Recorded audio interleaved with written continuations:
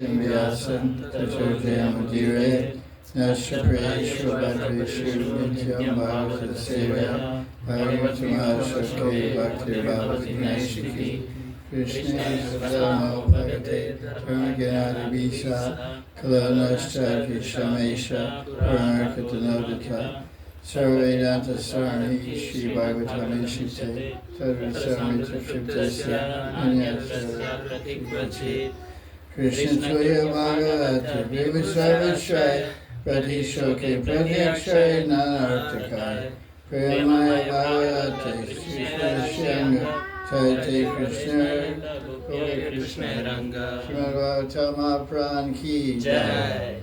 So this is Saturday Srimad Bhagavatam class. We're continuing with 6th Canto Bhagavatam. We're on the first chapter, verse 42. We didn't finish last week. It was basically the question that's floating in this next couple of chapters. After Shukadeva Goswami explained hellish planets and how you get there. Now, Parikshit asked the question, how to avoid it. It sounds really nice, all your descriptions, but how do I avoid going there? So this chapter is about atonement, different forms of atonement. Some are limited, some are unlimited, some are imperfect, some are perfect. So it's basically anything that's materially connected will only remove part of the karma. So, part of the sins that will send you to hell. So, you have practice of karma, rituals, rites, fasting, all these things, and cultivation of knowledge. So by karma and gyan, you can eliminate the ignorance that causes sin. So that's a good start if you get that spiritual gyan. Abhitattva gyan, you'll have the idea, at least the thought, this isn't right, this is wrong, and the shastras are prohibited, and so much punishment awaits me. But, so you have that thinking, but they say in the Bible, the soul is willing, but the flesh is weak. My Atma really wants to be a good boy, but there's some parts of me that want to be a bad boy. So I get those parts get me in trouble. Well, my mind and my body, it causes a lot of trouble. So the only thing that really removes the source of trouble is desire. Reformation of desire, transform material desire to selfishly please myself into spiritual desire to please Bhagavan Sri Krishna. And that's only done by Bhakti Bhajan, hearing, chanting, remembering about Krishna. So that's what we covered last week, basically. And because in case Parikshit was, because he's a very clever diplomat and he's a politician and Kshatriya, so he had a very clever minds how to avoid getting caught and getting defeated by the enemy. So he was thinking, okay, you're telling me all about these, but I figure I'm sure there's somewhere I can sin and no one's going to see me and no one's going to understand. In a cave in my mountain behind my palace, there's a cave there. I'll go there with one of the maid servants from the kitchen. Do some hanky But, so then Shukadeva anticipates that mentality, because being a Kshatriya means a certain amount of devious mentality. Because they have expert mentality of how to create an advantage for me. By dividing, by conquering, by bribing, by flattering. It's called four upayas of diplomacy and Kshatriya world of kings and queens and all that. Praising and dividing and making friends, giving position, all this stuff. That's how ISKCON operates. They praise you, give you a Sankirtan prize, and then they divide you, and I have a direct experience with that.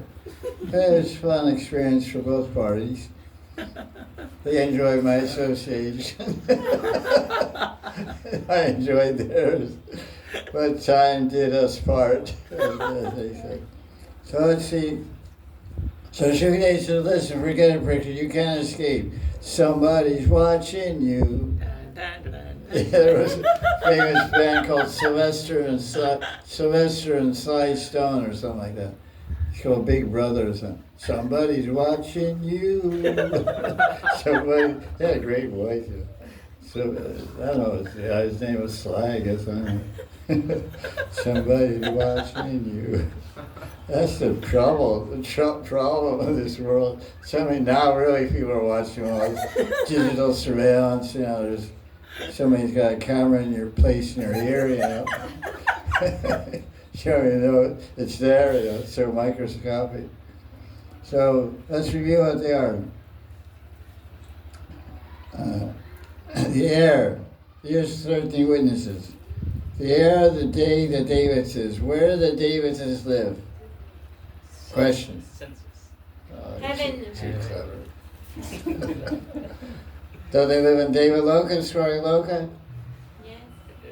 Well, that's one answer. The Devas live on their planets in heaven, Chandralok, Suryalok, and what is that? Where is that? Kubera live? What's it called? Kubera. Is it Kailash or what? Yeah, Kailash only, but his name is Avantipura. Something. Yeah, I was saying that's Avanti. No, Not Avantipura. not Avantipura. It's not. Oh, the place where Dhruva Maharaj attacked. No. Dhruva Maharaj attacked it. Yes, good. The Yakshas and Kubera lived there. Taking a fourth Canto, we just finished it. Alakapuri. Alakapuri, yeah. Alakapuri, where that is, I don't know. Near Kailash, Gurudev, around Maybe Kailash. it's around Kailash atmosphere. So there's the Davises, as Gopal Shastri said, they're living in us. Senses.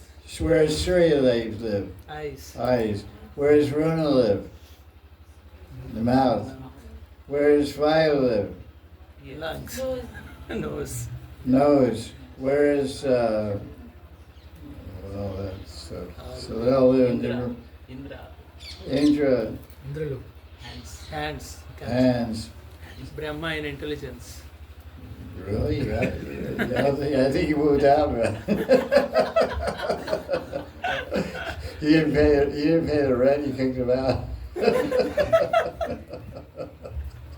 No. Excuse me. Take offense. Because he has to avoid at least on the cause. You should avoid offense on the cause. Remember that. Twice a month. 2 days a month. So air, the day, the Devatas, the directions, Uttar Dig, Paschim Dig, what else? Dakshin Dig, Purva Dig, east, west, north, south. And the evening, Shayan, Ratko, Shanko, fire. You have to cook something, heat your food. So fire, land, you're a land creature, earthly creature. So the land is seen, the moon is seen. So you can't get away. All performers of sin are punished accordingly to the activity. So now it takes 44. Who's talking here? Who's talking? Sukadeva Goswami. No. Here is Yamadutas Gurudev. Yamadutas. We're trying to act smart.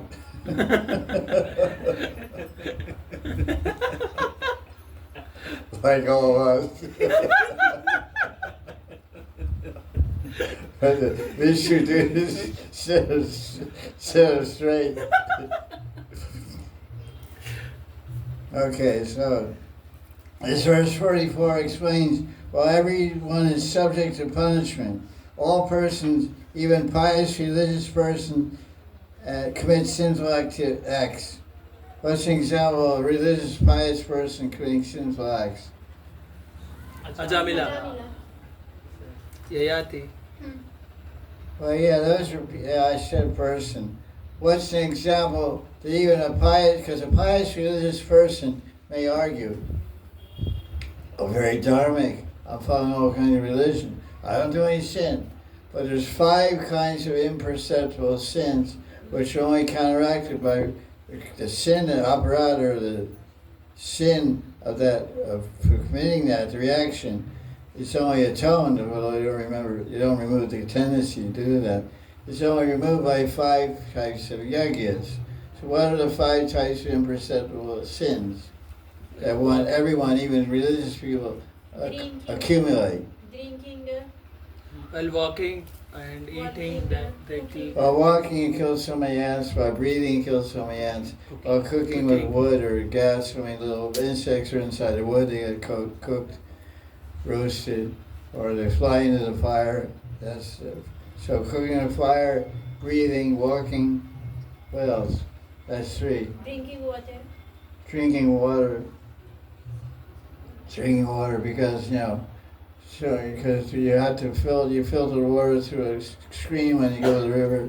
So many little bugs that lose their life while they're out of the water for a few seconds. And what else? Breathing. We said breathing. Breathing, cooking, walking, Drinking. drinking. What's the 5th one? Plowing fields. Plowing. I can't remember. Yawning, Gurudev. No. Anyway, there's 5 types of 5 activities or atonement for those 5 sins. One is serving food to guests. Whenever you get food, you're supposed to go out. Grihas is supposed to go outside the door. Say anybody hungry, come here. I'll give you something to eat. And then you do Agnihotra, all different things they do. Give donation to Brahmins. So he said all the causes of these sins are the good 3 gunas, 3 gunas. So how does it really avoid all the sinful reaction? By chanting Mahamantra. And doing What's that guna Gita? Samatita. Gunatita savichyate. What's the whole verse? Mamchayo vyabhicharena Mam Shio Bitrena Bhakti Yogena Sevate Sagunan Samsijata Brahma Boya Kavate. By Bhakti Vajra, you get fixed in spiritual energy. It's like a prophylactic covering around you. So you don't do any sin. It's like a bubble of purity.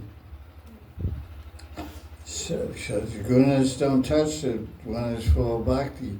So then you transcend the modes of nature. As I said, gunatit means atita means conquer. You conquer the modes of nature. Quiet is your husband. Yeah. You get a lot of muscles from the fanning. You gotta be 5 feet. Push a fan, man. Yeah. Where you strong the fan? On the fan. Yeah, why not? A little excitement. This side is no flies, no fan. You need someone to Because the fan's here, so go on that side. two fans. Well, try your fan. It's a little slow. I think it's on vacation.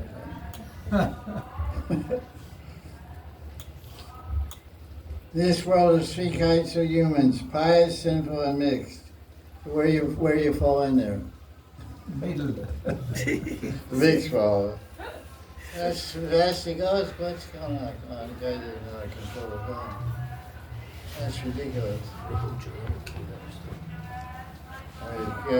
It goes faster than that. I guess maybe not. Maybe it's on Sarkari power and low voltage. So he's some new escapade in Vrindavan. Yeah, that's a little more energetic. Okay. Go, I'm gonna get my white topi. It's on my asana.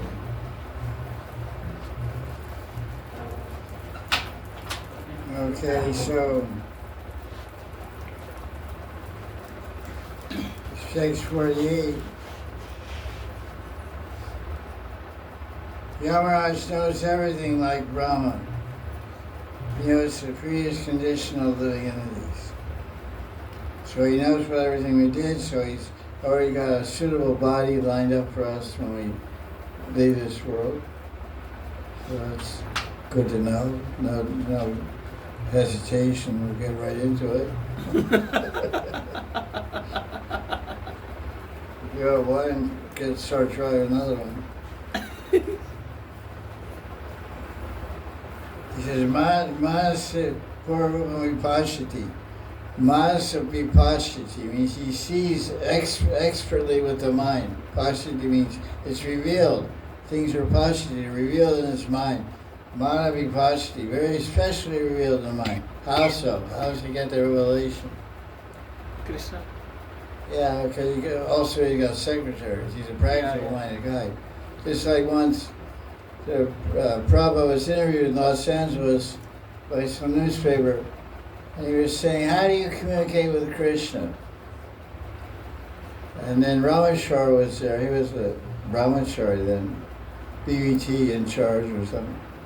And so because he's a very talkative guy, so he kind of interrupted and answered on behalf of Prabhupada. He said, how do you communicate with Krishna or God? How do you communicate with him? Hare Krishna, Hare Krishna. So then Ramachar gave a long, convoluted answer. Well, God, Krishna's in everyone's heart, and Guruji, he does by meditation, chanting Hare Krishna, he gets connected and gets some inspiration. And he's going on like this. And Prabhupada said, no, shut up. He didn't say to shut up, but he said, no, it's not like that. He said, he looked at the reporter straight in the eye, said, Krishna tells me directly what's going on. There's no middleman, Paramatma, all this stuff. So Ramachar, excuse me, Guruji.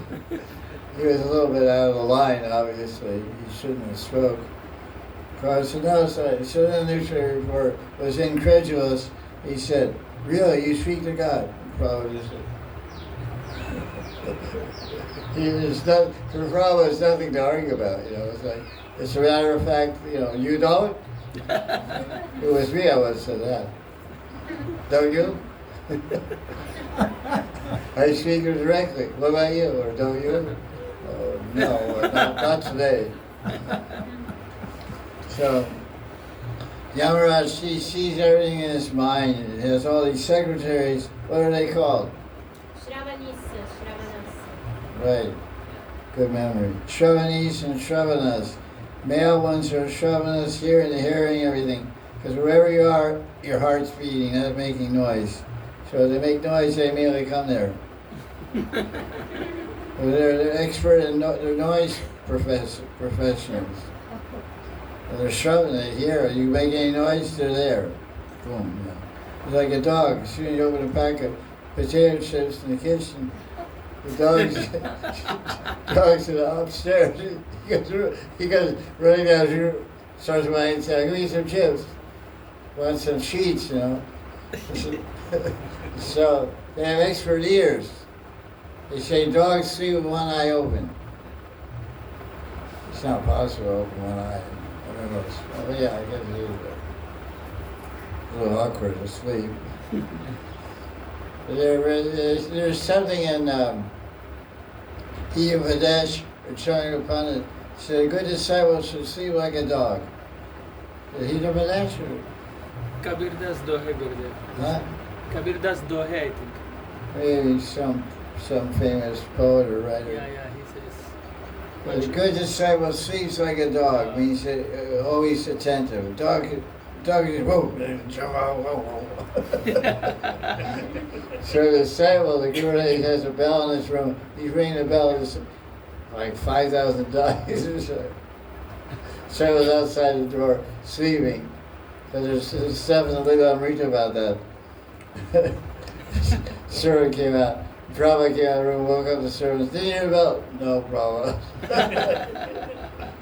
I was dreaming I was getting married. I thought it was wedding bells. Hey, jerk, get up.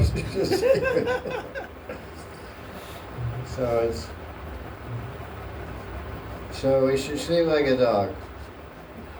How do we sleep? Like a bear. You go down for the count and get up 6 months later.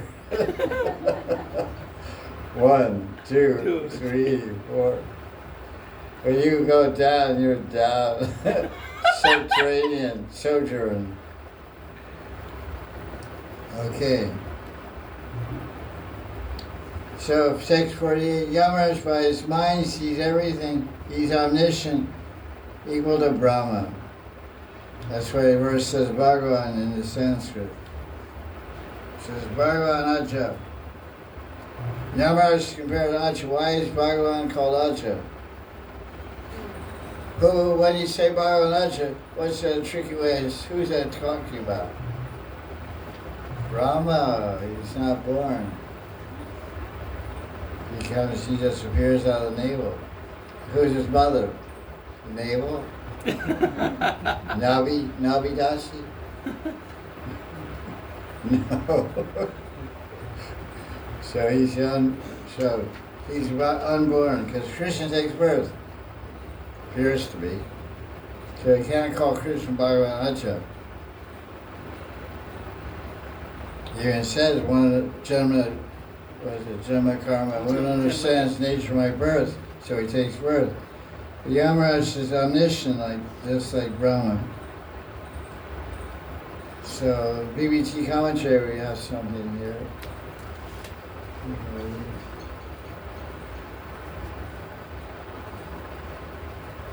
It's really written up there. So, yeah, ice cold come out of nose recently.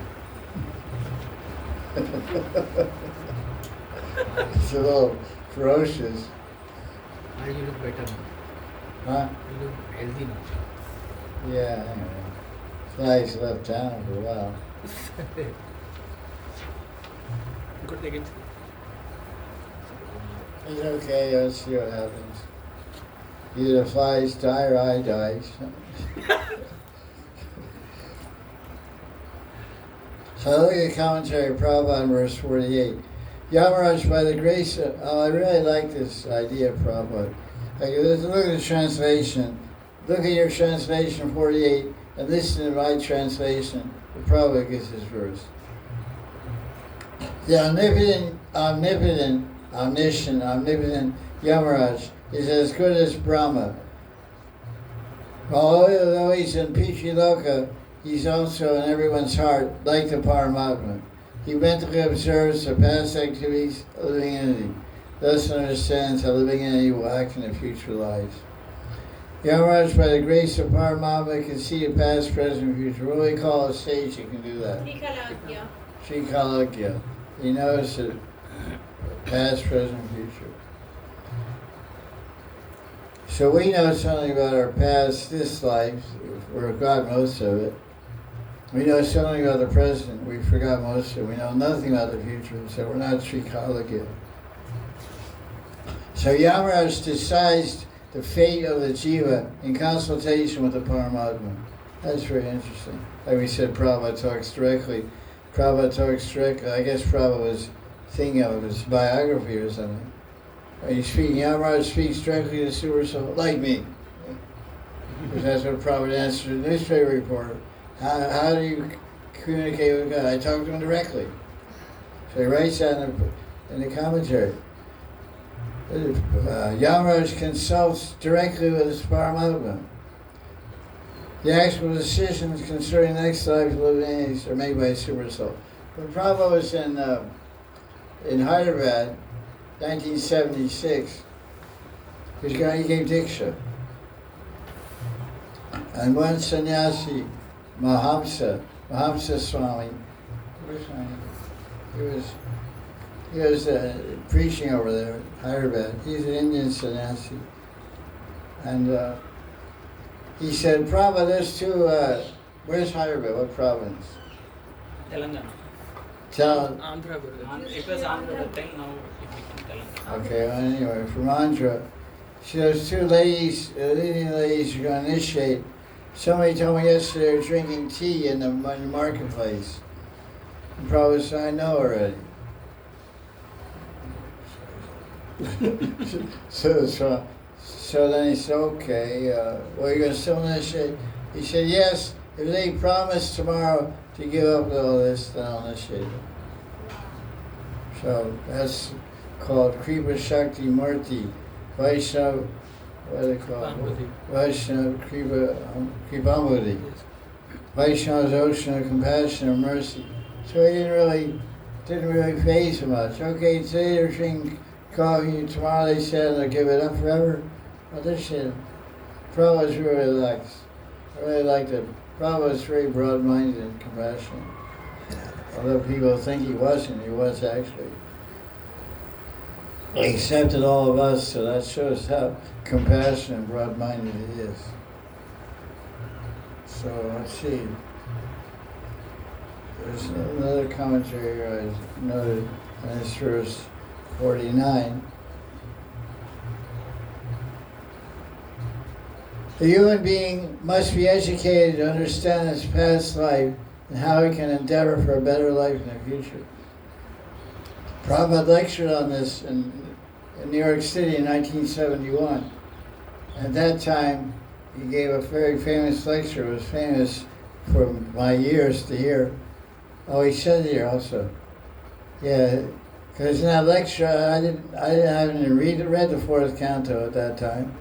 When I heard of that lecture, which was like, after I joined a short time, Prabhupada said, so every intelligent man should know three things to live successfully in this life.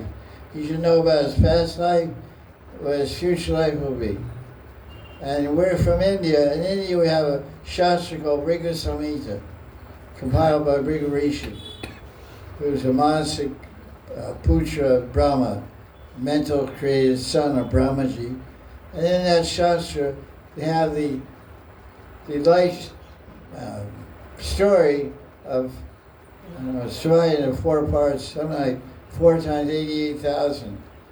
Like 88,000 times 4. Like 435,000 jivas, there's life stories in this book. There's how many jivas in the world? Human beings, I'm talking about human beings. 8 billion. 8,400,000 species. 8 billion. 8 billion people. I'm not talking about species, I'm talking about how many human beings are walking around here. 8 billion.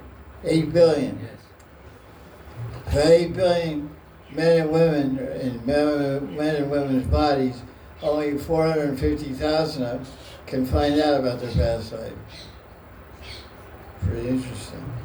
So when I heard that lecture, I said, wow, India's really cool. You can find out about your past life, So I was always thinking, someday I'll go to India. This was 1975, I heard a lecture. And I finally came here, and I went to Hoshiarpur in Punjab, and met Sneha Amrit Anand.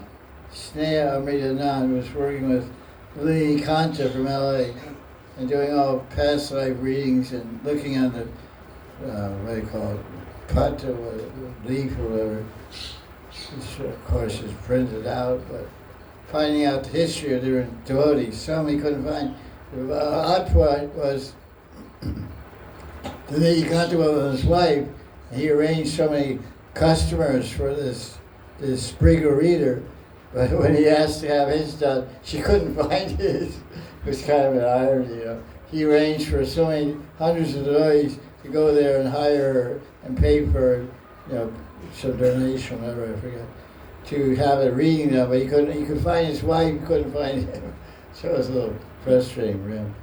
So Prabhupada says there's a book called Briga Samhita, which reveals right here the information about one's past, present, and future, according to astrological calculation. Somehow or other, it's really interesting. As Prabhupada said, these books are law books for Krishna Bhaktas. So it's like a directive here, it's called Guru Agya, in order. He's saying, somehow or other, one must be enlightened about one's past, present, and future lives. When he was interested only in the present life, trying to enjoy his senses, is a fool. He's totally in ignorance. So I just want to point that out. In South India, there are different methodologies they utilize to determine your previous life. One is called tea leaves. They read tea leaves. I forget what it's called. Oh, and another is called Nadi Pariksha. But Nadi is some scripture. What is, do you know about it? Nadi, yes. Is it a scripture they read or what? Maharaj, they check and tell you it's like Patra only, Maharaj. Similar to Patra. Okay, just for example, Orissa, there's a whole dynasty of people called Achyuta Malik. Achyuta Maliks. You know, it's maybe a caste or something. And they have copper plates. Yeah. They have copper plates, and there's nothing written on them. They're clear plates. I don't know. They're handed down from generation to generation, parampara. And you go there and you ask them 7 questions. You get to ask 7 questions. And before you formulate 7 questions in your mind, like what was I in my past life? That's one question. And what will I be in the next life? And it's like 100 rupees each question. So that's so I got distracted. So now to confirm that he's connected to your mind, he's holding his copper plate. You can see it. He says, "You're asking a question about this." You said, "Yeah." And then he looks at the plate, and then an answer comes on the plate in Rian language. He shows it to you. See, this is the answer to the question, and he reads it. I went there with Madhava Priya and Siddhanti Maharaj. And they asked him, they were sitting to the side of me. We 3 went, actually. So, I don't know if they remember, it's in a village called Kakitpur, which is 1 hour from Jagannath Puri. Chutalal Malik or something, I don't know. It's the caste of Jyotishis. And then, so they asked the question, because they weren't initiated. They said, "Who is going to be our Diksha Guru?" And the guy, they had that in mind, their mental question. And the guy started laughing like anything. He said, you guys are sitting on both sides of him. So we left there, you know, they were, what was there? He said, you both are sitting right next to your Diksha Guru. So I left, and so they said, "Maharaj, what's the conclusion?" I said, "All glories to that reading." But I have free will. So that copper plate is telling that, gave the answer you wanted to hear. But my copper plate in my heart is not agreeing with your copper plate. So I didn't give Diksha. I wasn't giving Diksha to anyone at the time also. And they got initiated by Puri Maharaj. Puri Bhakti Pramod, Puri Maharaj. Maharaj, you only send them. Huh? You send them. Yeah, I sent them. You send them. Anyway, yeah, you're really guys. Maharaj, now they're big sannyasi. Yeah, Siddhanti, Madhava Priya, no. Madhav Priya is also having an ashram in Faridabad. Yeah, I know. He's a big Yeah, preacher. Pandit type. He's a very learned guy. Both of them are real smart. Maharaj, both got tumors. Yeah, they're good devotees also. They should have been my gurus, I guess. No, Maharaj. But anyway, that was a funny deal. Like, they were all excited when they came out. We got in the car. I said, "Okay, cool down, guys. It's not going to pan out the way the copper plate said." And not run this show according to copper plate, man. I have an independent will here. Just give me a stone.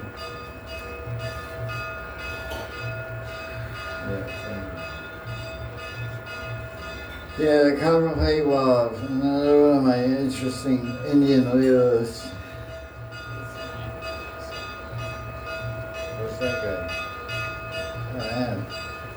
Is your aunt or my aunt? Your Masi. Your Masi. So text 53. Karma guna svabhavika. Here we have the famous term svabhavika. What is svabhav? It's a mixture of karma and guna. How does it determine? What's the verse from the 13th chapter? Guna karma swabhavika. That explains how you get what you got. Karanam guna sangasya sadasya jantamasi. What's the whole verse? Purusha prakriti stohi. Purusha prakriti stohi, bhunte prakriti jam guna, karanam Sangasya. This verse explains every answer to many questions about karma, about why and where I am. Because of association from last life, you develop certain qualities, gunas, and did your actions. Those karma and guna make your svabha in this life. We call it conditioning. Psychological terms, we say, it's my conditioning. It's not really you, it's your material conditioning through the karmas you collect with your body and the modes of nature you're associated with. Some people are 30% sattvagun, 60% tamagun, 10% rajagun. All different combinations. Some people are Sirojasic, some people are more sattvic, some people are more tamasic. This verse explains all that. 13 chapter 1 verse 23 or something. Purusha prakriti stohi bhunte prakriti jagana. Bhunte prakriti jagana. By enjoying the material nature, these are born. These karma. So this is a very important verse. Talks that our svabha is making us act simply. Prabhupada's commentary. His translation is very nice. He said, Svabhav balat, svabhavik bala, means it's very powerful, it's like Balaram, bigger than Balaram. Svabhava makes me do it. But you have a phrase in Christianity, the devil made me do it. They said, when I do something wrong, say, the devil made me do it. Oh, okay. So where's the devil? I think it's you.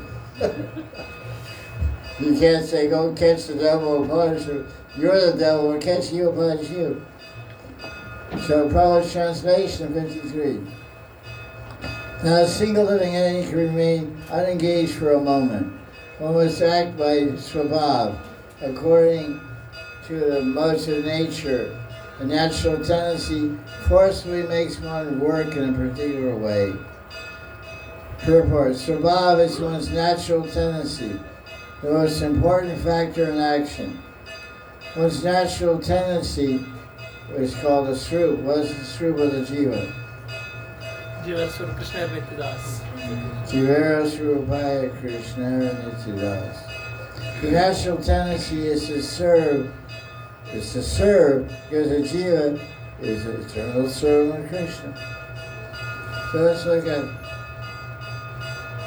verse 55, 50, 54.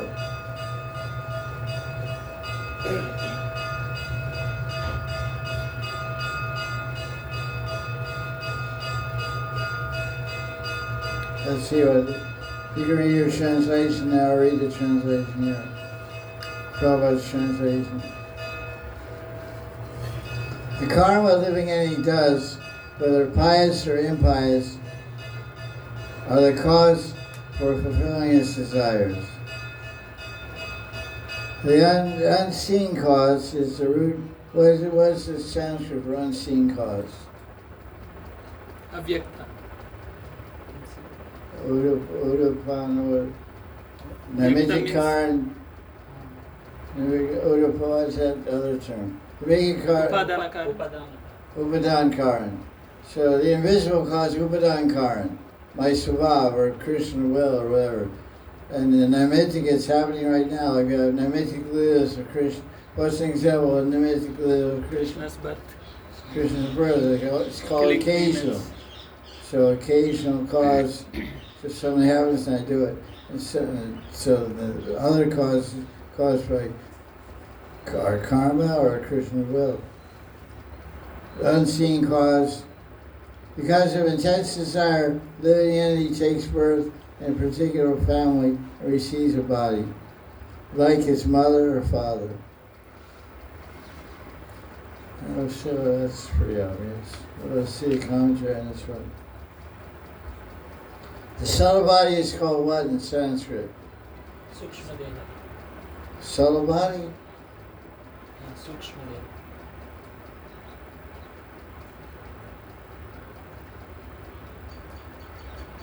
I think it's called Linga Deha. English really is good. Linga Sharira is more subtle. Yes. Hey, don't do word juggler here, Jack. There's a gross body which is called Stula. stool. Shush means, Mind intelligence. oh yeah, that's also, but the general consensus of linga means the mind intelligence. So usually they say linga and stool. S-T-U. LA. So you just think of this. Stool is stool. Our physical body is stool here, which is, S-T-U,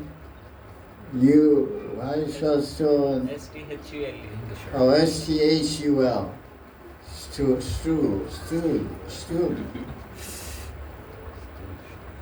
So it's a background for developing of our gross body, actually, everything. Human being is taught to change his subtle body by developing Krishna consciousness. The subtle body creates the gross body, in which one will be a devotee of Krishna. If one is still more perfect, one immediately gets the spiritual body and goes to the spiritual world. So as we see in the Bhagavatam, first Canto, chapter 6, verse 28, Narada Muni immediately got Siddhadeva. He didn't take birth in Boma Vrindavan Leela of Narada, of somebody. He immediately gave up his Panchapotika Deha and immediately got rewarded. Kriya Pujamana. Narayan bought from Vaikuntha Siddhadeva and gave it and slapped it on Narada Muni. Gave it to Narada Muni. So he didn't have to take another birth.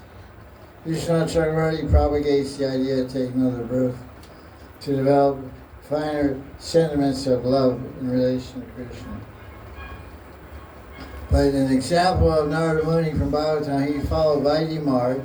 So on Vaidhi Marg, so apparently Vishnu Chakravarti, who is an advocate of Raghunuga Marg, says in order to attain the highest fruit of Raghunuga Marg, which is Braja Bhakti, one has to have a suitable deha, which can a suitable body, which can experience and feel sneha, man, pranaya, rag, anurag, bhav, mahabhav. And that's not possible unless you take birth in Boma Vrindavan Leela, get trained by the eternal associate of Krishna in those refined sentiments of higher prema. So Narada Muni is following Vaidhi Bhakti, developing Aishwarya Prema, now Madhurya Maya Prema Vrindavan. So he had prema, he had all centers of prema when he died, left his body. So Narayan gave him Vaikuntha Rupa. There's no development, there's no experience of Sneha, Man, Pranaya, all that in Vaikuntha. They're just do your save and shut up. Like anybody in ISKCON temple, Cheers, save and shut up. You want to speak, eat hollow. Don't speak and eat. Then you'll solve all your problems. It's true also. So that's what Prabhupada said. Nice encouragement. Why take another body? Because a lot of these fine points of tattva are very much subjective. That's why I say the drishti kala, the angle of vision, is according to you, what your viewpoint is, how your viewpoint is modified by your guru's sangha and your Diksha guru's conception. But there's always room for individuality within the parameters of tattva. That's called the subjective application. So Six Goswamis, in their books, they don't talk about stop order. But 200 years later, Vishnu introduced it. Now it's become the mainstream type of the Gaudiya Sampradaya. Because I asked my Gurudev about that, he said, because I argued the case with Narada, and he used this idea. He said, yeah, but he attained prema and vaidhi, so went to Vaikuntha. There's no need. So Vishnu has a good argument. So my vipaksha position, my Guru said, Vishnu says you have to take another birth to get trained up by the Nityaparishads. I said, why can't you get trained up in the spiritual world? You die and go directly to Goloka, have a siddha there, but you only have the capacity to understand prema. So then you meet your Guru Sakhi, and everyone's already liberated, the eternal liberated souls, they train you. So I presented this to my Guru, this idea. He said anything's possible, but we generally follow Vishnu. My Gurudev is always taking a humble position, but he left some, there has to be some room for that, like rubber area, like expanded area. Because you find 3 or 4 different acharyas, famous acharyas, Madhvacharya, Ramanujacharya, who's the other famous acharya? Nimbarkacharya, who's the other? Vishnu Swami. Vishnu Swami. And you have an interview with him on a talk show. You invite him to your podcast. And say, Ramanuja Baba, can you tell me the identity of the Jivatma? You say, oh, Vishishta Dvaita, And they're going to say different things. So even the absolute truth has got different ideas. So it becomes a little, not confusing, it becomes beautiful. Because it becomes more unlimited expansion. So practically there's a parakasta, there's a compartment or container, an area of the spiritual world for everybody can fit in. So I had a discussion with Dajiji about manjaris. We see some acharyas present the manjaris don't have any intimate relation with Radha Krishna. But then Vishnu Acharya says they do. In Krishna Bhavanamrita. Yeah. And then you read in Radha there's so different books have some examples, so different acharyas give different viewpoints of that. So then he gave a very interesting answer, which is, I guess, from Ujjalanilmani or Sandarbhas. I haven't thoroughly read the new edition of Priti Sandarbha. He explained there's 2 kinds of manjaris. So, it's a win-win situation. There's one manjari called Priya Manjari. Priya Sakhi, manjaris mean Sakhis. So the Sakhis that do sadhana and bhakti can become a Priya Sakhi or a Nitya Sakhi. Priya Sakhis are the ones that Vishnu is describing, have intimacy with Radha Krishna. Because they're samasneha. Because that's a key point. Because they have the emotional temperament of samasneha. They have equal love. Sama means equal, sneha means affection. They have equal love for Radha Krishna. But even then, they have samasneha, but they're also under control of Radha. So these Priya Sakhis, who we call manjari, but forget that, better just call it different Sakhis, more specific. These Priya Sakhis, they can have intimate relationship with Krishna, which is indicated in Krishna Bhavanamrita and Radha and the other places. But they only do that if Radharani wants it. So Radharani is the ultimate Ishri. That's why she's called Ishri. Radharani's nickname is Ishri or Vrindavaneshri or Praneshri.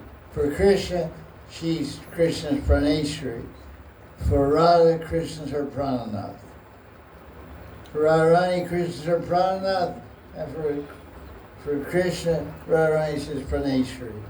So under the dictator order, so if someone wants to have intimacy with Krishna, they can do Raganuga Sadhana Bhajan in the Madhurya Rati and become a Priya Sakhi. But the general gist of the Gaudiya Sampradaya Siddhanta is we're all aiming towards becoming Nitya Sakhis. Because all of our gurus or well-wishers and Parampara gurus are all Nityasaki Manjari, or Nityasaki type of Manjari ones. Nityasaki. Krishna, Rupa, Sanatan, all of the Banga, they're all that category. So there's an example of a Nityasaki and Ujjvala Nilamani. Her name was Mani Manjari. She was a Manjari. And Radharani arranged for her to have Vilas with Krishna. She didn't say, okay, I'm ready. But no, she had Radha Sneha Adik. She had Adik means extra, more affection for Radharani, Sneha, than for Krishna. So they made all arrangements. Krishna was waiting in a cushion on a flower bed, chewing on a lotus flower, all full of perfume, and aphrodisiacs, chewing all kinds of tumble. He ready for action. So Lalita Vishaka took Mani Manjari there and said, okay, here's your golden opportunity. We're going to jump in there and go for the bliss. She said, I can't give Krishna anything, but I can't give my body. I'll do anything for Krishna. My body is sold out to Radharani. That's the example of Radha Snehadi. So strong, so firm. So they came back and Lalita Vishaka gave the report to Radharani. So what happened? They scored or what? she scored. She won the hand of Krishna. No, she's staunch. She's a real trooper. She's fixed in Radha Snehadi. Nishta Radha Snehadi. She didn't even touch the guy. They didn't shake hands with him. Really? That's staunch. So it's like that's true. She's a Nityasaki. So all these nuances and fine points of Tava are brought out by Goswamis and proper understanding of the literature. We can unearth all these great treasures of wisdom. What time is it? Let's keep going. It's okay. This class technically goes to 6, but I don't have that much energy, especially on the college. Is that clear that point what I discussed? Yes, good.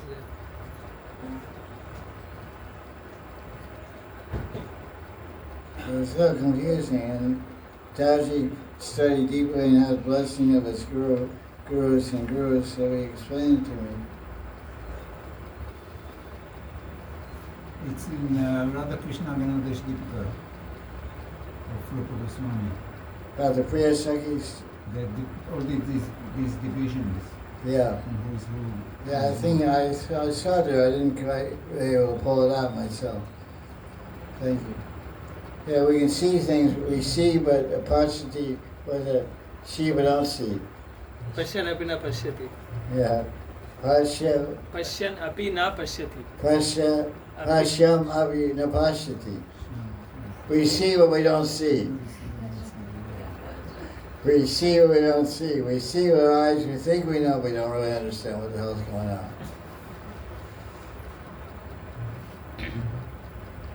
So that's a misapprehension, misconception. Brahm, what is it? Vipralipsa, Brahm, what is for a condition, limitation of the jivas. Imperfect senses. Karnapatva, Vipralipsa. Karnapatva, Vipralipsa, cheating propensity. Brahma. Brahma, bewilderment, illusion, tendency, self-delusion. Like one guy I told you was in Ramaraja Sangha. He came to me and said, I know this lady, Krishna Priya, she's in love with me. I want to ask her to marry. I said, you're crazy, man. There's not one brain cell, 500 billion brain cells in her brain that's had any thought eternity about you. Said, no, she looks at me unfrequently, I know. I said, you're going crazy, man. Kid, I'll take a cold shower. Go 5 frequencies a year out to He was convinced. He's just waiting to pop the question. Ask her to marry. I said, save your shame and embarrassment. Believe me, it's not going to happen. So he came back a month later, asked her Karji. I said, so you're married? I just joked, teasing a little bit. No, it didn't work out. She shot me down bad. That's good. Wake up now. That's the last person I want to try to catch. Okay, let's see. Verse 68. Let's go ahead here. What kind of cool things you can read about there in between that? Okay. 68.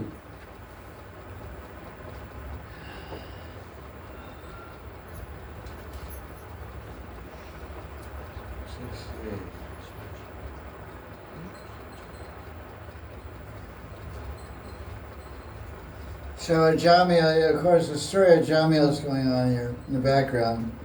And he was married, a Brahmin, he was married to a Brahmini wife, had some kids, everything was great, religious and dharmic. You can turn off the fan because the fly's going to sleep now. They have short working hours. Sunrise and sunset. They're gone, watch TV or something. So, then he got a glance of a prostitute embracing some other Sudra. He got agitated and left his wife and got crazy and lived with his prostitute. Spent all his father's wealth, and he became a thief and started robbing and stealing. But one thing, if you look at his life story depicted here, he didn't gamble. He was following most of the principles. I don't think it's as say was drinking or what. Your drinking is good. Yes. Born Brahmin, but took bad association. Basically, he made the offense. No, I don't want to offend. Oh, light's good, yeah. He made the offense of breaking his dharma. You know, leaving his wife is a big sin, actually. So, and of course he was stealing, that's sinful also. He was stealing and robbing. I don't know, I don't think it was like, Jagai and Madan were really fallen. They were also Brahmins. They did everything, X, Y, Z, everything you imagine. But Jamil was not that bad. Basically his main fault was he gave up his wife and dharma and ate food from a prostitute every day. So he lost all his caste and lost all his samskars and was, headed for hell because it was all because it's sin for a Brahmin to do all the things he did. So he was totally entangled in sinful actions. He had no future but hell. Yeah, his sin was eating food cooked by a prostitute. That's just being one of the main sins. And stealing and robbing. And violating the Grihastha Dharma. The Dharma Drohi, what I call Dharma Drohi. Rejecting Dharma. So, like 68 says, he didn't have to undergo any atonement because he chanted the holy name of Krishna. So the Amadus are telling the Vishnus, he is a sinner, he's performed no atonement to Yamaraj, he will go there and be punished. That's the Amadus. Now, chapter 2. This describes the arguments between the Yamadus and Vishnudus. And they were, of course, here's a summary of the chapter.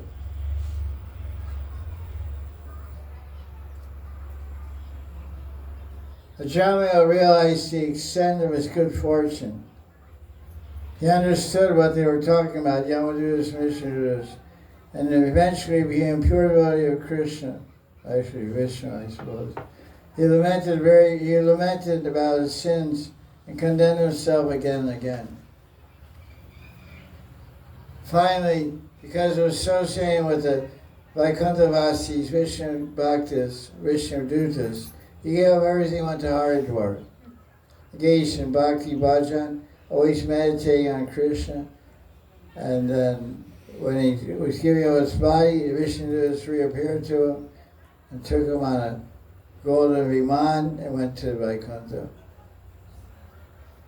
The summary of this chapter is, although sinful Ajamil was indirectly chanting the name of Narayan only to call his son,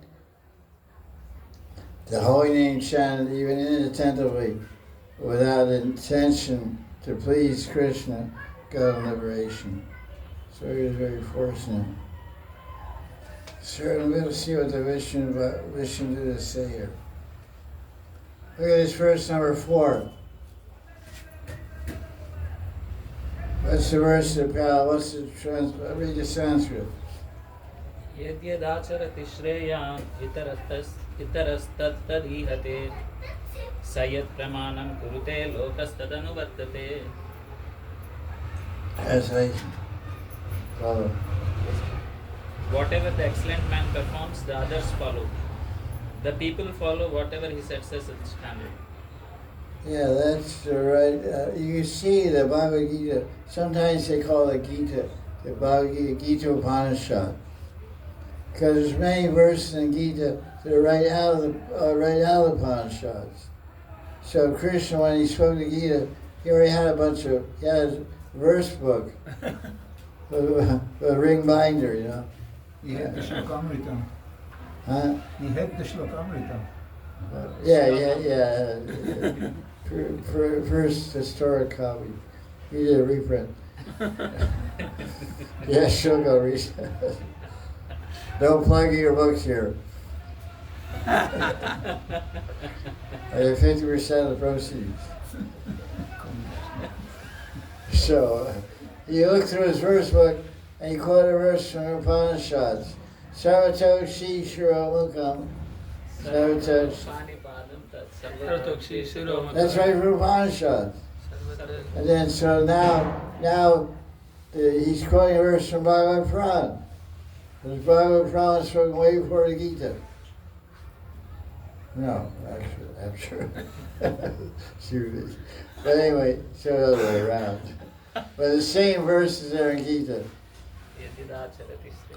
Yad yadacharati shrestas tatadevitrodana sayat pramanam kurute lokastadanuvartate. The main point of this verse, what is the principle that it establishes? It establishes that achar is praman. It's a very important point that every sadhaka should know. Because a lot of people say, well, this guru is doing that, and this guru is doing that. I haven't read that in Shosha, I haven't read that in Haribhakti. But Krishna himself was saying the achar, the behavior of a Vaishnava itself is a form of praman. Because once I asked my Gurudev,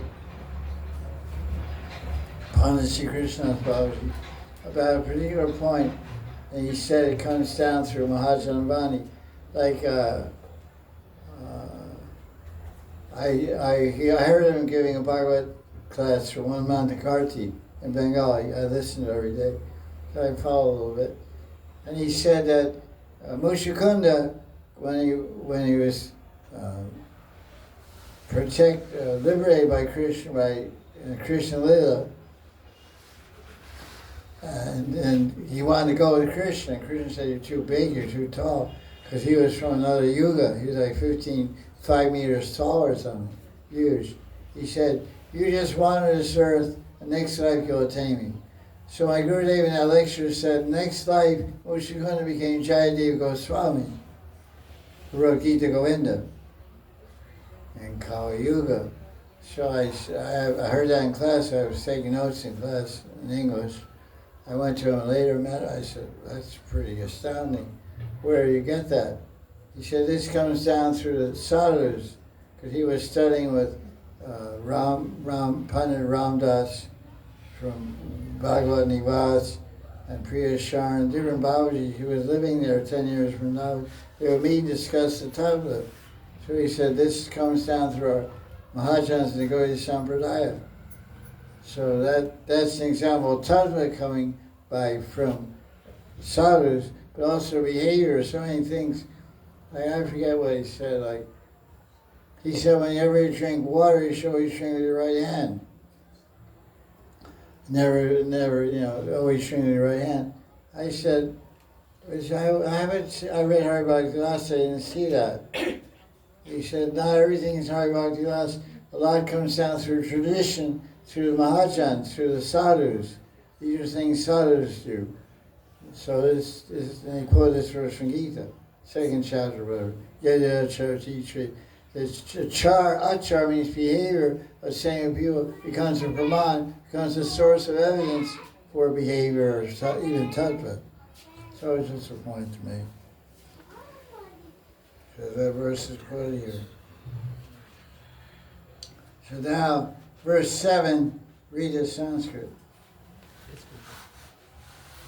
Ayam hikruto nirvesho janma hoti amhasamapi yadyajahara divasho namasvastyayanam hare. Translation. This person has performed atonement for the sins of 10 million births, since he has spontaneously chanted the auspicious name of Bhagavan. Hari. Who's speaking? Vishnudutas. Vishnudutas. Vivasho. Vivasho means, what does it mean? No control. Vasho, you say Prem Vashibhut. Prem Vashibhut means Krishna's Vivash, controlled by prema of the person. So Vivash, Vash means control. So Vivash, out of control. We're in an uncontrolled state, you're in an uncontrolled position, which is translated as, what is it translated? Spontaneous. Spontaneous, which is not really the right word. It's a helpless condition. That what verse is that? What number is that? 7. Number 7. Let me see what VBT says about that.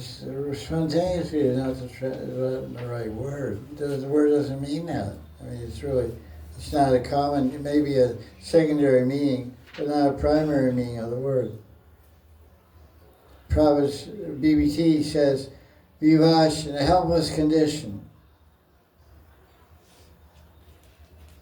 Here's the translation. Look at your translation in your book and hear what I'm saying. A Jamel had already atoned for his sins. Not only his sins in one life, but all the millions of previous lives, because in a helpless condition, which is Vivasha, he chanted the holy name of Narayan. Even though he did not chant purely, he chanted without offense, therefore he's now pure and eligible for liberation. So that's pretty cool. Let's read the purport here. Prabhupada's purport of verse number 7, then we'll end the class because it's late and like that. So, Yamadutas only considered the external situation with Jamil, who was sinful throughout his life. They didn't know that he was now free from all his sins. The Sriti Shastra says, so Vishwanath quotes these verses in his commentary. I like the translation given here better than the Bhanu Swami. The Sriti Shastra. Sriti means Puranas, Itihasas, Ramayana, etc. Brihad Vishnu Puran. Similarly, by chanting one name of Hari, a sinful man, a sinful person, can counteract more sins, the reactions to more sins than one can commit. If one chants Krishna's holy name in a helpless condition or without desiring to do so, all reactions of a sinful life depart. It's like when a lion roars, "Rah!" How was that? Not very convincing. It's not very convincing. Oh, sorry about that. This guy can roar very loud. That guy back there, "Rah!" He's like a big lion. When I once chanted the holy name of the Lord, which consists of 2 syllables, Hari, one guarantees a path of liberation. Skanda Pran. What's another verse from Skanda Pran that glorifies chanting holy name even neglectfully? Madhura Madhura Madhura Madhura Maitan Mangalam Mangalanam Sakala Nigama Sakala Niga Satphalam Chit Swarupam Chit Srupa Sagratapi Parigita Sakritapi Paragita Sakritapi Paragitam Shradya Helanam Va. Narmatra Tariyet Krishna. Krishna Nama. Yeah, the verse from Srimad Bhagavatam says, you chant the holy name of God, Bhagavan, neglectfully, Helanam, means neglectfully, or and it was Shraddhaya Hele. with faith, or loudly, or with faith, or without faith, even neglectfully, you can get a good experience. It says, Mother, I'm going to taste sweetness, and it creates a sweet experience and all auspiciousness in your life. Just how do you feel when you finish shopping? You feel sweet, you feel auspicious. And it's so neglectful. You're asleep half the time. Half around your sleep, half around your space out, half around your scrolling, half around your answering WhatsApp messages. But still, after all that, even all said and done, you still get a sweet experience of chanting 16 rounds of Krishna's name. Amen. Jai Jai Shri Radhe. Prasad. Did he come?